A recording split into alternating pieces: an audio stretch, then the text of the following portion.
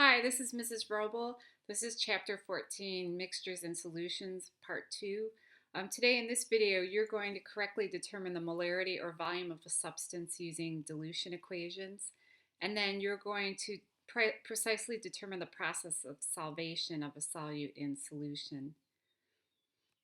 Okay, so we've actually done some of this work in class, but this is a little bit of a review here. So if you're diluting solutions with water, remember I talked about taking a concentrated syrup and maybe placing it in water. You're going to use the following equation. And please note, when you multiply molarity times volume, you're going to get moles out of the deal.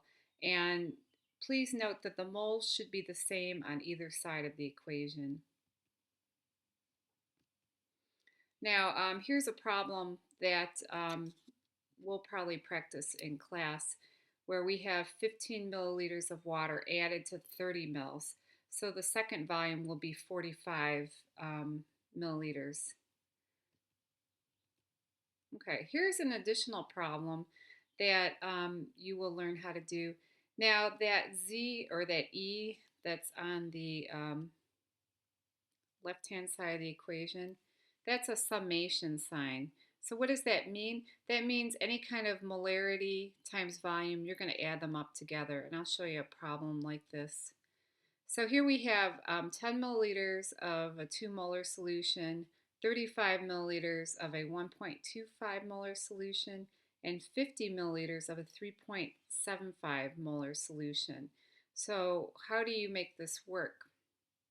You're going to set it equal to adding 10 plus 35 plus 50 essentially gives you 95 milliliters. Now we don't know what the final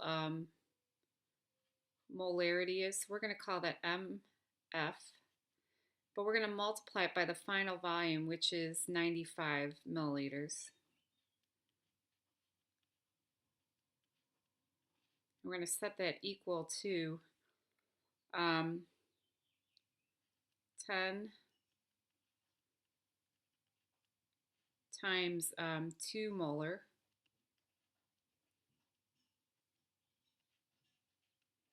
plus 35 times 1.25 molar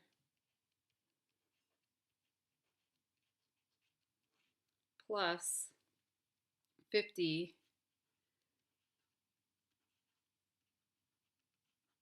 times 3.75 molar. Now when you multiply these individual amounts together, you should get 20 plus 43.75 plus 187.5.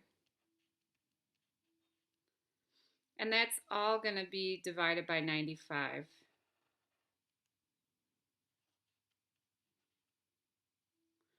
And when you do the math, it ends up being 2.6 moles per liter, or molarity.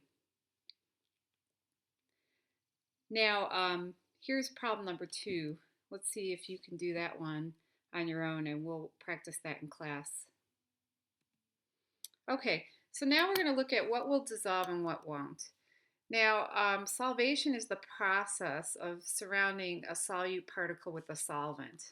Now, I have a sugar cube here, and you may have seen this before, maybe not, but I have a liquid, and I'm going to drop the sugar cube in the liquid, and the question is, is it going to dissolve or not? Well, if you happen to use water, we call it hydration, and you've probably heard that term used in maybe sports medicine. It's the attraction of dipoles of water to the crystal ions. Here's a picture of it. Now notice this is salt. I was doing sugar as my example here. And if you look carefully at it, we have water molecules, and they are going to be attracted to the opposite charge.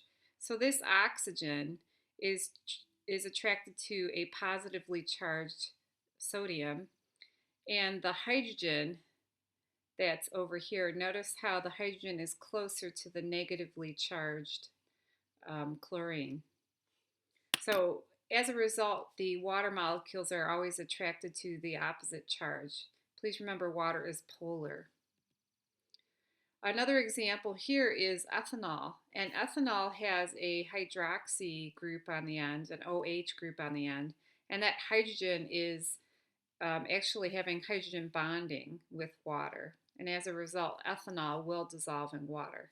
Now, it's not going to dissolve as readily as pure water would, because this section here is actually nonpolar.